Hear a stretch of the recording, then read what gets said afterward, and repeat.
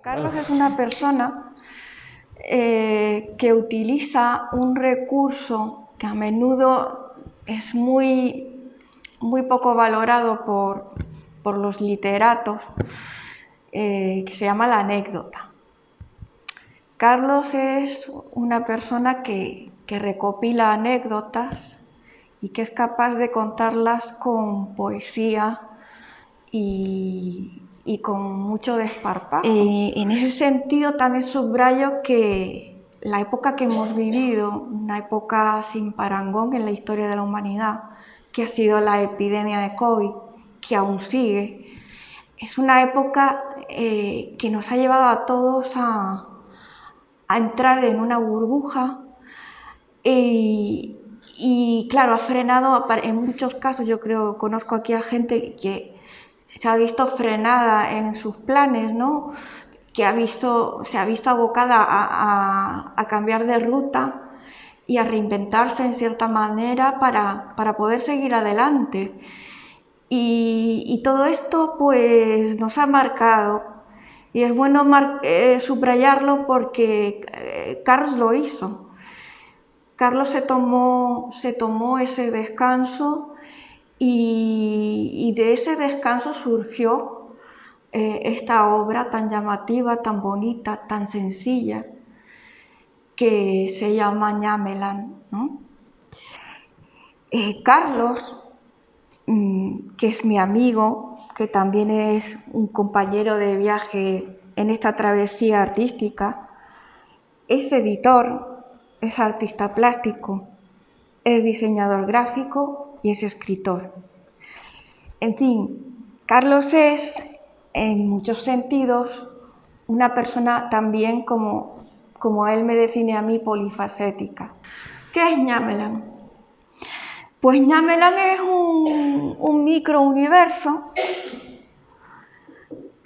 que existe y existirá siempre en la mente del autor, que lo concibió, y probablemente en la mente de todos aquellos que lean el libro y que viajen a Ñamelan, ¿no? Desde los primeros relatos, como he dicho, yo me di cuenta que lo de Carlos no era una mera crónica de sus memorias, de que el tipo de texto que Carlos Marrero utiliza es la anécdota. Es decir, no sé si todo el mundo conoce la definición, pero una anécdota es un relato corto que narra incidentes interesantes, entretenidos, curiosos o que causan gracia e incluso risas. Los elementos que él utiliza y que tienen para él un fuerte valor alegórico, ¿no? Como bien la pelota, que es un relato situado en la página 91, que hace referencia al bullying, ¿no? A unos chicos que le quitaban literalmente la pelota hasta que él consiguió engañarlos, ¿vale? O bien la palmera, donde la palmera acaba siendo un tótem, un lugar mágico, y dice él así que allí sigue aún en pie, como un titán de piedra. Me encantó esta frase, como un titán de piedra. Nadie se ha atrevido a talarla, ¿no? Ahí sigue, vale. Y luego las conclusiones, reducidas a una frase, una fórmula picante, divertida, un remate, como en Inundado por el mar, donde él habla de la fajana. La fajana dice: y es que existe la belleza infinita e incalculable en aquel lugar, realmente en el mundo entero, pero son muy escasas las personas capaces de verla, incluso para los que portan las cámaras más grandes y los objetivos más poderosos. Ahora, cuando voy a la fajana, siempre imagino un cartel en los aparcamientos que dice: deje su cámara en el coche y meta la cabeza en el agua. Se le aclararán las ideas. Muy bien. Pues bien, así quiero terminar y darle paso a mi amigo porque Pues no, pues yo diría que me pasaría el día hablando de este libro porque me encanta, pero poco más que decir, que de la anécdota se pasa a la novela anecdótica, porque recopila, porque acaba siendo un tejido hilado y acaba siendo una progresión también en el tiempo, donde él pasa de ese vergel, de ese lugar idílico, de ese lugar de los amores, del verde paraíso, de los amores infantiles, como diría Baudelaire, al lugar de nunca jamás, de los niños perdidos, y finalmente a la adultez, a la oscuridad de subterfugios, a la incertidumbre, el dolor por la pérdida y el miedo al olvido de Camino Real. Porque como él dice, nuestra historia está inscrita en cada una de esas piedras, y cada vez que una de esas piedras es movida o es desprendida del camino, nuestra historia se derrumba, se pierde y se diluye en el olvido. Este forma parte del relato Camino Real. Y nada más. Le paso la palabra a él, que tiene que hablar también de la última parte de la obra, que yo he dejado aquí en suspense, que guarda relación con su familia y que quiero que sea él el que se explaye un pelín más. Bien, muchas gracias. Vamos a darle un aplauso. Bueno, hay personas que se conocen mejor en el caminar que en el hablar, y Fran es una de esas personas. Además del ajedrez, practicaba Fran el baloncesto, pasión que lo llevó a imitar algunos de los movimientos más espectaculares de los jugadores de la NBA, algo que sin duda reflejaba sus dotes para la danza y su destreza corporal. Quizás fue una de las razones, junto a su pasión por el cine bélico, lo que le llevó a alistarse en el ejército. Cuando eso ocurrió, ya habíamos crecido y nuestros caminos se habían bifurcado. Yo había ido a estudiar a la universidad, a convertirme en un señorito de provecho. Él, en cambio, había elegido su propio destino, yendo a formar parte de un cuerpo de élite del ejército. Muchos años después, cuando yo visitaba Ñamelán, casi como un turista más, comencé a escuchar una voz profunda en mi interior. Aquella voz comenzó a inundarme, me llamaba a lo más profundo de mi ser y me arrastraba de una forma misteriosa hacia aquel lugar. Sin saber por qué, me sentí obligado a caminar hacia allí, buscando algo que no sabía muy bien de qué se trataba. Aquellas casas silenciosas, antiguas y llenas de flores, aquellas barranqueras topadas de ñameras, aquella plaza misteriosa ahora vacía, todo estaba teñido de un lenguaje que yo conocía, me susurraba. Ahora, esto es un pequeño fragmento de ese texto que yo le dedico a Fran, que narra pues de la relación que teníamos en nuestra infancia, donde yo de alguna manera lo buscaba a él en mi regreso de estudios para revivir esos momentos que teníamos de jugar al ajedrez juntos y de compartir esos momentos juntos, ¿no? Entonces, este es un ejemplo de esos textos que yo he creado buscando homenajear a mis amigos de la infancia. Entonces, los juegos es el otro aspecto que está reflejado en el libro. O sea, una vez yo decido aventurarme en la realización de un libro que quiere reflejar, además de esa relación de amistad, aspectos culturales y destacar diferentes valores de esta tierra, pues es cuando empiezan a entrar en juego otras cuestiones como el tema de los juegos. Mi infancia, desgraciadamente creo que no ha sido la infancia de todos, pero mi infancia ha sido una infancia, yo creo que muy dulce, o sea, me la he pasado jugando, me la he pasado divirtiéndome, aprendiendo, también han habido momentos por supuesto, de dolor, de sufrimiento, pero considero que mi infancia ha sido ejemplar, ¿no? Y cuando hablo de mi infancia, hablo también de la infancia de las personas que me han acompañado, ¿no? En ese proceso vital, o sea, de mis amigos o de las personas, por lo menos de mi generación o generaciones próximas, que vivieron también en este lugar. Porque la idea que ha ido germinando en mí es que, de que este lugar, que yo llamo Ñameland, pero que representa el municipio de San Andrés y Sauces, pero que además, como una especie de metáfora de lo que podría ser la cultura canaria o incluso la cultura universal, pero llevada a mucho tiempo atrás, donde aún se conservaban valores esenciales como la generosidad, como la humildad, como bueno, pues todos esos valores que la mayoría de ustedes conocen, seguramente incluso mejor que yo, porque a lo mejor han vivido más tiempo aquí o no sé, por la razón que sea, ¿no? Pero que para mí se encuentran inscritos aquí, ¿no? Se cuentan de alguna manera, conviven aquí, o viven, más que conviven, viven aquí, ¿no? Y esa idea es la que de alguna manera ha ido germinando en mí, fue germinando en mí y comencé a reflejar en los últimos textos de mi libro. Vale, no sé si me estoy enrollando mucho, pero bueno, básicamente la idea es que esto se abre con la amistad, que los juegos, tomo los juegos, o sea, muchos de los textos hablan de las cosas a las que jugábamos cuando éramos niños, hablo de cuando creamos nuestro primer equipo de voleibol en los Sauces, bueno,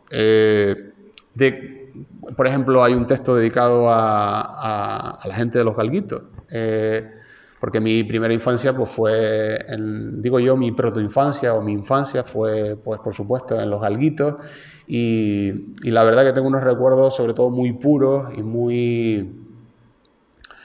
puros en los Galguitos, porque era más niño y la verdad que el estar rodeado de esa naturaleza tan especial que tenemos en el municipio, la inocencia, ¿no?, de ser un niño y de compartir pues esos juegos y la verdad que, no sé, muchos de los textos, la primera parte del libro pues condensa esos recuerdos.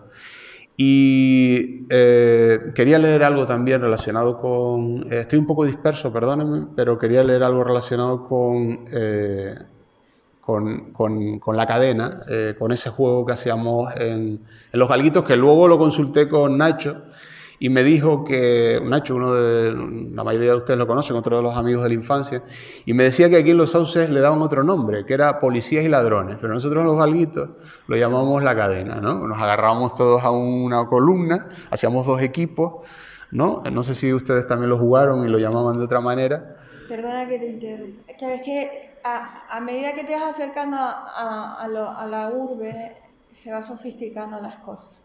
Yo también lo llamaba Policías y Ladrones. Ah, vale, ok. Vale. Ustedes lo llamaban La Cadena, como más sencillo. Seguramente porque no tenían ni policías allí, ¿no? No, la verdad que fuimos niños libres y eso se notaba, ¿no? Bueno, entonces la cadena, como yo lo he titulado aquí, como les decía, era un juego en el que nos dividíamos en 2 grupos y unos, pues nada, tenían que capturar, los miembros de un grupo tenían que ir a capturar a los miembros de otro grupo, ¿no? A medida que se iban capturando, nos íbamos poniendo todos unidos, ¿no?, de las manos y tal, ¿no? El primero se pegaba a un poste, ¿no?, ahí a la cadena de los grupos escolares, y los demás pues se iban cogiendo de las manos, ¿no? Y ese juego, pues la verdad que a mí me encantaba y me pareció un bonito homenaje a la gente que conozco del barrio de los Galguitos, y quería leerles, como les digo, un pequeño fragmento. A ver si lo encuentro, no recuerdo si estaba... A ver, voy a buscarlo por el índice, bueno, no me acuerdo.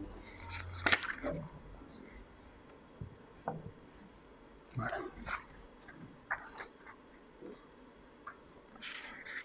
Cuando se haga muy larga y muy tediosa, levanten la mano, vayan levantando la mano.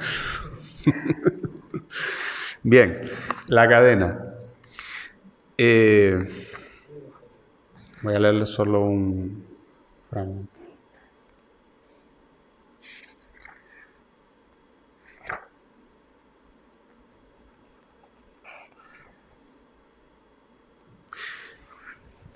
Imagínense la tensión en la noche, ya oscurecido, los guardianes atentos y una faena de compañeros capturados en el centro del espacio. Había 2 aberturas en aquel fuerte, una al norte y la otra al sur.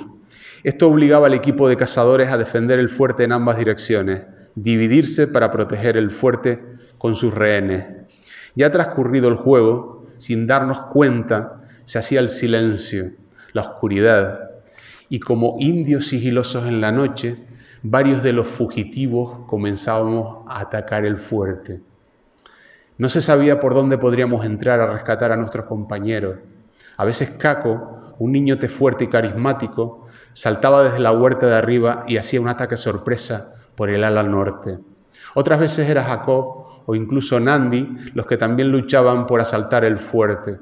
Caco era valiente y su potencia física le permitía sorprender desde lugares inesperados. Era espectacular verlo volar desde la huerta de arriba hasta el patio del colegio de un salto o colgándose de un nisperero. A veces otros actuaban sigilosos, pero por la reguera de Venera, aunque esta estrategia era débil y rápidamente te pillaba. La historia es un poquito más larga, pero bueno, es un pequeño fragmento de cómo los juegos, en este caso, me sirven para no solo homenajear a ciertas personas, traer al presente recuerdos que para mí son importantes, sino también para dejar un testimonio de una cultura, ¿no? De una cultura, de una forma de sentir, de una forma de relacionarse, de una forma de pensar, que es lo que a mí me ha interesado de alguna manera reflejar de una forma muy humilde en este libro, en mi primer libro. Entonces, continuando un poquito con lo que yo les quería contar, que eran 4 cosas, no sé si me estaré extendiendo demasiado.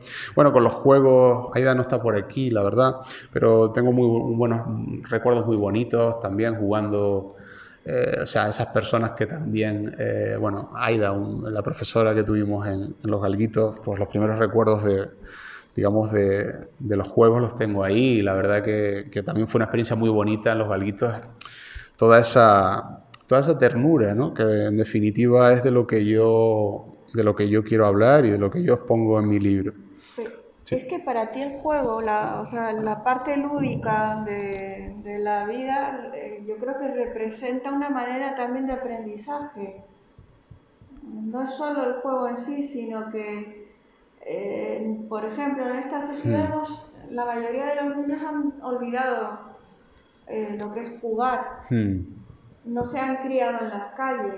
Bueno, supongo que aquí es un poco distinto, pero de donde yo vengo, por ejemplo, pues no tenían espacio o ya estaban enganchados a las plays, incluso a los móviles, ¿no? Entonces, claro, yo veo que tú quieres resaltar eso, ¿no? Que el juego es una manera de conectar con la gente y de establecer también pautas de convivencia, que son muy importantes, ¿no? Y de ejercitar también, ¿no? Sí. El cuerpo. Gracias, Ana, por la puntualización. Efectivamente, el juego, a través del juego es como yo, de alguna manera, pues conocí a mis amigos, creé relaciones, pues yo creo que sólidas con ellos, o fue como se gestó y se germinó la amistad.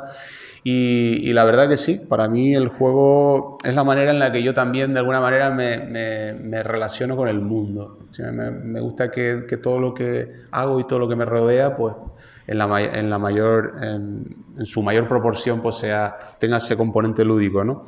Entonces, un poco, pues nada, lo que les quería un poco transmitir es esto, la amistad, la importancia de la amistad, la importancia del juego. Luego empiezan otra serie de textos que están vinculados a mi experiencia ya en San Andrés y Sauces. Es una experiencia que yo la relaciono con la pubertad. Son recuerdos que están ya relacionados en una etapa pues, más avanzada en la edad, pero también para mí San Andrés, o sea, el casco de los Sauces o San Andrés y Sauces, sí, especialmente el casco de los Sauces, es el lugar donde yo me desprendo ¿no? De alguna manera de esa ternura, de ese jardín del Edén, ¿no?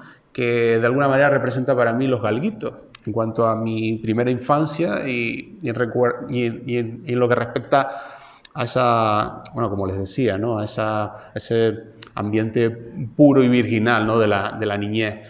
En Los Sauces ya es un lugar donde yo me empiezo a relacionar con otro tipo de personas, donde empiezan a surgir pues los problemas de la adolescencia, donde empieza a surgir el primer amor, que es uno de los textos que narro aquí, que también tiene un formato de anécdota, ¿no?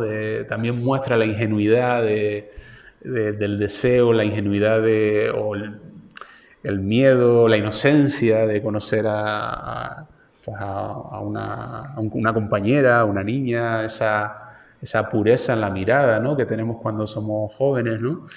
Todo eso se sigue reflejando en el libro, pero empiezan a aparecer las nubes, ¿no? Porque si no todo sería como demasiado ñamelandia, ¿no? Todo sería demasiado... no sé, ficticio. Sí, exacto. Sería como... Claro, sería irreal, ¿no? Si todo fuera perfecto, ¿no? Y entonces ahí empiezan a aparecer, como decía antes Ana, el texto de la pelota, que habla de una anécdota que me quedó impregnada en mí, que fue cuando jugábamos después de salir en los momentos del recreo, y entonces teníamos una pelota y llegaban dos niños aquí del pueblo, por supuesto, que eran mayores y nos robaban la pelota, nos hacían perrerías y tal. Y bueno, aquello fue una cosa impresionante, ¿no? Porque para nosotros era un drama total que vinieran a robarnos la pelota. Entonces elaboramos un plan para que aquello no sucediera, ¿no? Y enfrentarnos a aquellos niños que eran mayores, que nos despertaban tanto temor. Pues ese tipo de historias son las que empiezan a reflejarse en otra parte del libro, más avanzada. Y bueno, como les decía, ahí está el texto de Mawasi Geri, que para mí es un texto también, es un relato importante, porque el texto de Mawasi Geri me dio la oportunidad. Mawasi Geri es una patada de karate, no sé si la conocen. Bueno, tú sí, Luis, sí, que estuviste ahí dando guerra allí en aquello delito, ¿te acuerdas? Que teníamos aquí aquel gimnasio improvisado y tal.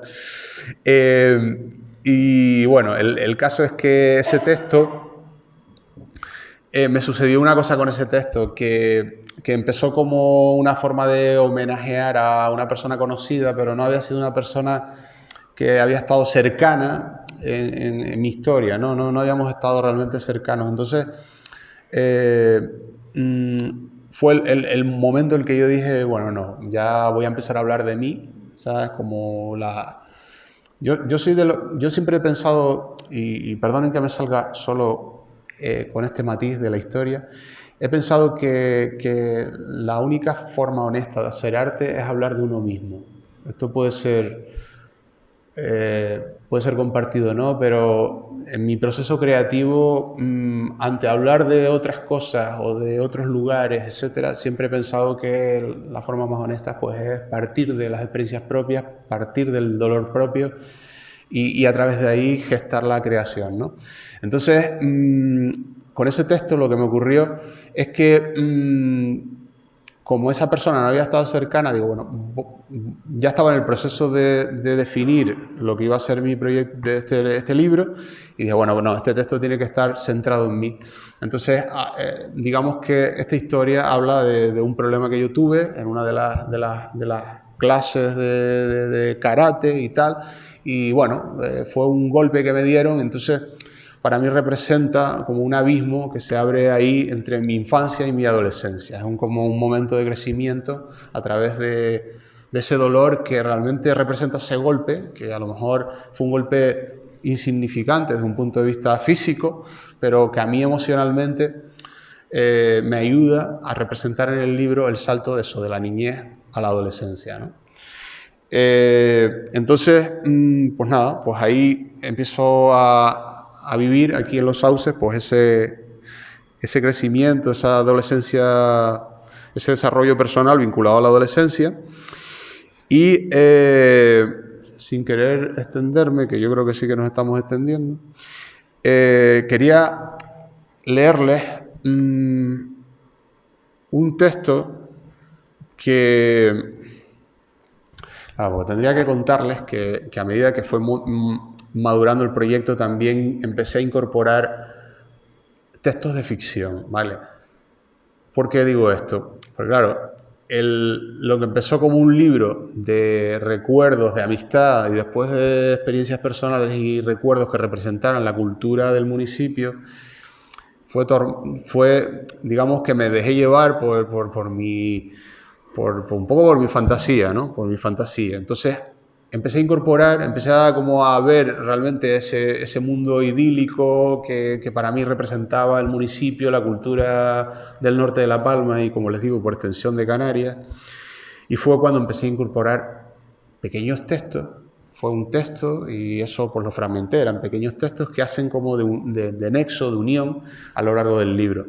Entonces ahí empiezan a aparecer textos como Los hijos de Ñamelán, el propio Ñamelán, como una introducción al mundo, y entre ellos está este subterfugio, que es un texto que está un poco entre la fantasía y la realidad, y que ya se sale un poco de mis propias experiencias personales para entrar en lo que podría ser pues, mi visión de lo que fue ocurriendo un poco aquí en el municipio, ¿no? Y lo voy a leer, si me lo permiten, voy a leer también un fragmento de Subterfugio, ¿vale?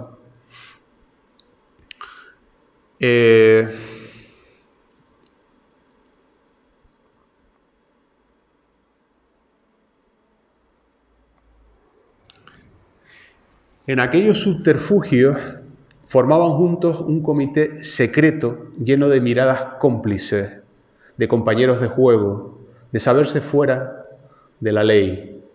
Una especie de deseo compartido de nulidad, de negación y de desidia. Supongo que un dolor secreto y profundo, en forma de alivio fácil y eficaz, les guiaba a unirse en aquellos lugares.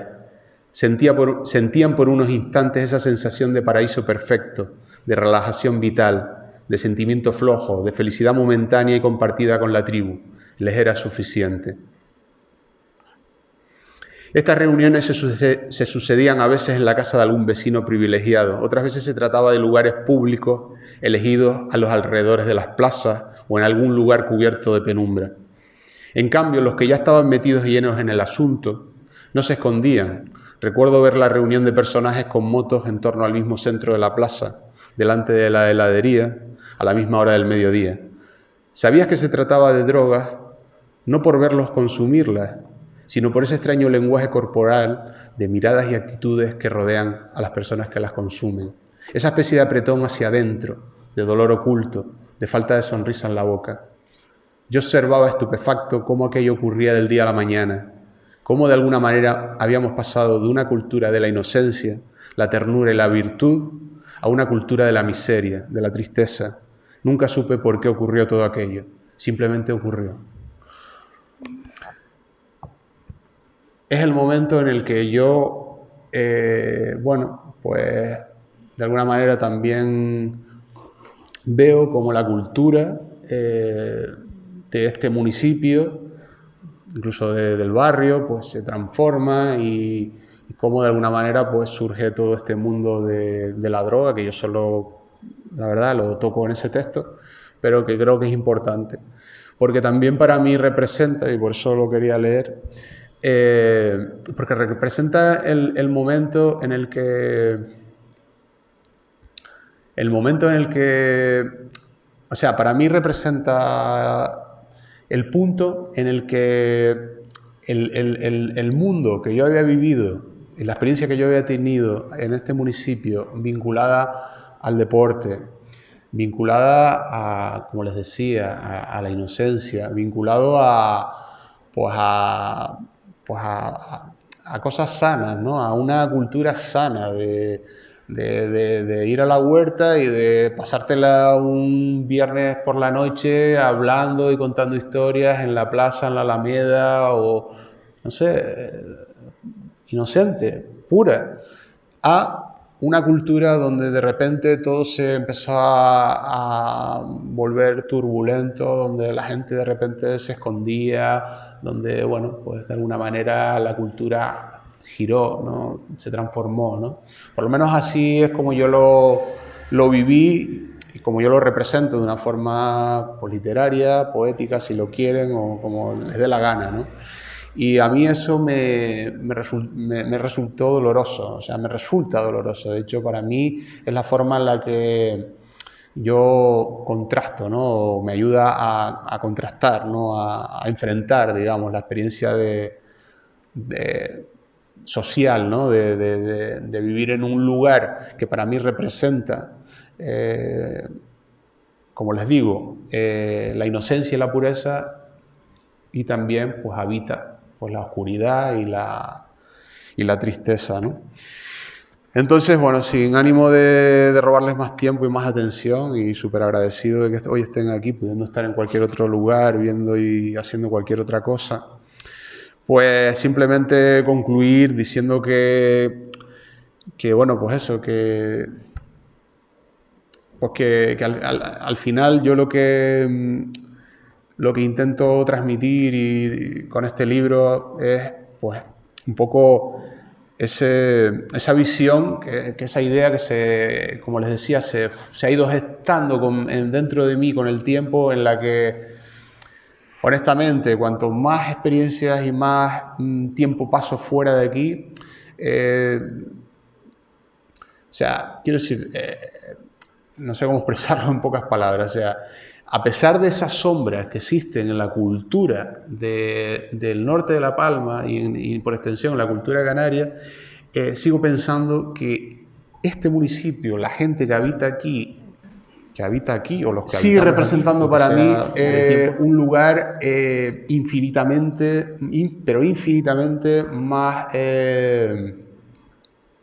más puro y de una cultura, o sea, quiero decir, tenemos aquí un tesoro y no se trata solo de los bosques de laurisilva, los paisajes, etcétera, no. Se trata de una cultura basada y nacida en la humildad de lo rural, de la gente que ha vivido aquí con mucho dolor y mucho sacrificio. Entre ellos, por ejemplo, la última parte está dedicada a mi familia y narro, por ejemplo, como mi abuela, de cosas que me contaba, cómo ella pues, andaba descalza, jugaba descalza y tal. Entonces, realmente, como les decía, cuanto más tiempo paso viviendo y conociendo lugares que no he tenido la oportunidad de viajar mucho, pero cuanto más viajo, pues más me doy cuenta de que aquí realmente pues, tenemos un tesoro que es ese, la cultura, la forma de relacionarnos, de conocernos, de comportarnos, incluso de pensar, ¿no? Esa es realmente la idea que yo un poco les quería transmitir. Creo que nuestra cultura, o sea, la cultura del norte de La Palma, y en concreto la de los sauces, porque hay que decirlo claro, merece valorarse, merece conservarse, merece conocerse, que otras personas conozcan toda la belleza que esconde pues, este lugar y las personas que conforman este lugar. Y bueno, y un poco esa es la idea, ¿no? Esa es la idea, que la frivolidad se cierne sobre nosotros y de forma apabullante, y que a pesar de las sombras de nuestra cultura, pues todavía podemos saborear no solo las milhojas del puerto y, por ejemplo, los duraznos de ahí, de los Alguitos, que es una experiencia, es anecdótico, pero o sea, el sabor de un durazno. Llevo 2 años en Tenerife y no recordaba el sabor de un durazno, ¿no? Entonces vengo a La Palma y puedo de repente tocar la esencia del sabor de un durazno. Bueno, pues de eso se trata, ¿no? O sea, puedo venir a La Palma y puedo tocar la esencia de las personas, ¿no? Puedo tocar la esencia de una conversación, puedo tocar la esencia ¿no? Entonces, esa es un poco la idea. Y simplemente para finalizar, con vuestro permiso y agradeciendo que me hayáis aguantado, bueno, nos hayáis aguantado todo este tiempo, quiero también aprovechar para leerle uno de los textos que he escrito a mi familia. Quiero leerle a mi madre, que hoy está aquí. Y bueno, y también es un texto que va dedicado para todas las madres, palmeras, sauceras, canarias, universales. ¿Vale? No me pelees. Entonces, mamá, pues te voy a leer. Y en el otro, en Tenerife, le leí a mi hermano. Y bueno, y aquí lo voy a leer a mi madre. Y como, bueno, esto no se los dije, la última parte son 4 textos dedicados a mis abuelos, a mi madre y a mi hermano, que son las personas con las que yo me he criado, y ya está. Y les he dedicado un texto a cada uno. Entonces, madre, vamos allá. ¿Cómo es posible que exista alguien tan buena como tú, madre? Tan cariñosa y sincera, con un amor tan profundo hacia nosotros. Eres un ser de otro mundo. ¿Te acuerdas cuando íbamos a buscar el musgo y los vejeques abajo en la casa vieja? ¿Con qué pasión y cariño hacías el portal, madre? Bella y pura madre, solo nosotros sabemos lo afortunado que somos. Ha sido entrega pura. En cambio a ti, la vida te ha entregado un mar de sufrimientos, pero tu alma de guerrera valiente ha hecho de ti un cristal de terciopelo. Eres un titán en medio de una tormenta y todo lo puedes. ¿Cómo lo has conseguido, madre? ¿Recuerdas cuando sacaste el carnet y se reían de ti? Madre, se te caló el coche y se reían de ti, porque nunca habían visto una mujer tan valiente como tú. Ay, madre. O cuando tuviste que enfrentarte al hecho de ser una mujer divorciada en un mundo de hombres sorprendidos ante tu absoluta libertad, madre. O cuando conseguiste estudiar y montar tu propio negocio gracias a tu esfuerzo y habilidad en el arte de curar a las personas. ¿Por qué eres tan buena, madre? ¿Dónde se aprende tanta generosidad? ¿Dónde aprendiste a darlo todo a cambio de nada? A veces pienso qué tipo de persona hubiese sido sin ti, sin tu amor y sin tus enseñanzas, sin tu ternura y tu forma apasionada de inculcarme todo lo que soy. Eres una fuente de amor infinita. Has sido la madre perfecta. Tus besos y tus abrazos han alimentado mi alma. Y ahora solo puedo amar la vida, madre, tal cual tú me la has mostrado.